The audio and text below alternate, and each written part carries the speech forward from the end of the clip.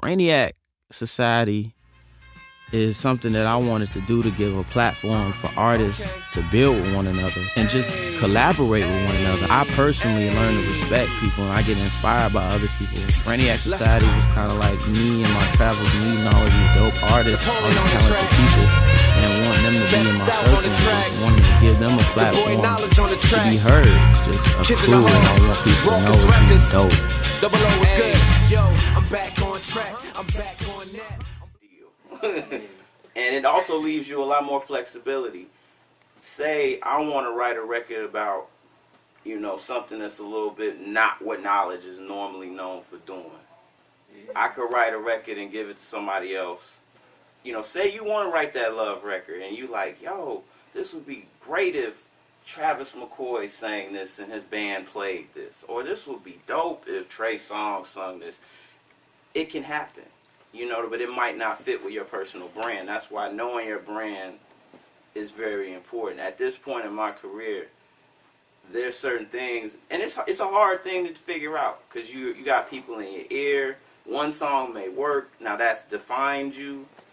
You know what I'm saying? We've been around each other so long, and we've been vibing with each other for so long that, like, if he want to do a song about turning up, and I want to do a song about love or a relationship, we know how to put that together in one song, and it'll be like, we gonna turn up in love. I like That's how it's gonna be. In that song, we can throw some location in there. Right. That's Chicago, life in Chicago. We smart. Like we know how to. We know how to combine a whole bunch of ideas into one. You guys do you have a group name or a group logo or any? Do you have? TFO. What does that stand That's all we want to tell you. Yeah. for? You don't want to tell me? Nah. I'll tell you, it's T2F and official.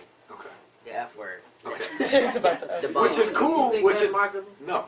Why At not? least he's totally honest though. Why not? They call you TFO, but then like when they're talking about you on the radio, they're too effing.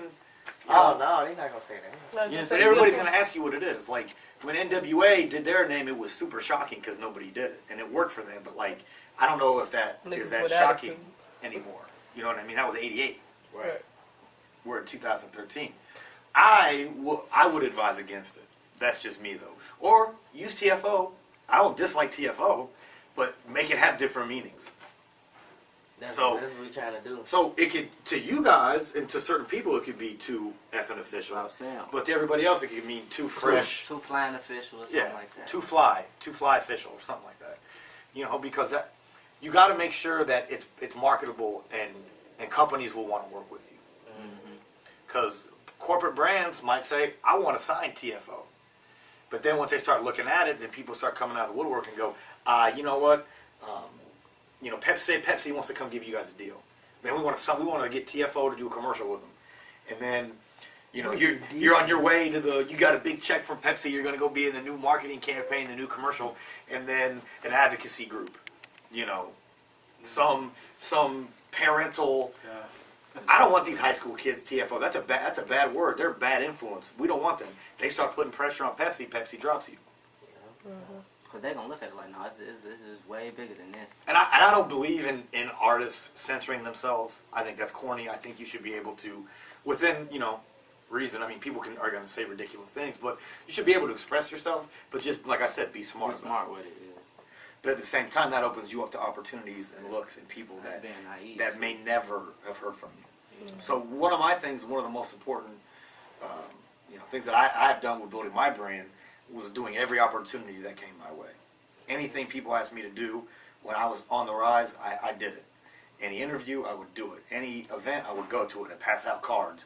Check me out. If you got music, send it here. I'd love to support you. Let's chop it up. Be uncomfortable. I'd go to places where I didn't know anybody and walk up to people and start talking to them. And I remember when I first did it, people looked at me like I was crazy. They're like, "Get away from me! Like, what are you talking about? You want me to give you music to give away for free?" No. But now that's the norm. Everybody gives away music for free. That's just part of it. Right. But it's getting uncomfortable. It's getting in people's faces. But being persistent but not annoying. and just, you know, being educated and working smarter than everybody else. And do everything that you can. Every opportunity that comes in your way, take it. I mean, eventually you can pick and choose what you want, and this might be a bad look, this might be a good look, but it's, you know, if people are there to help you, utilize their help. Yeah. If people are there to give you knowledge, pay attention, take note, think about it. Because, you know, people are here to help you in a lot of cases. But then when you start seeing success, you'll see everybody want to come in and get involved, and right. in your ear might lead you astray. I noticed that too. So, but I like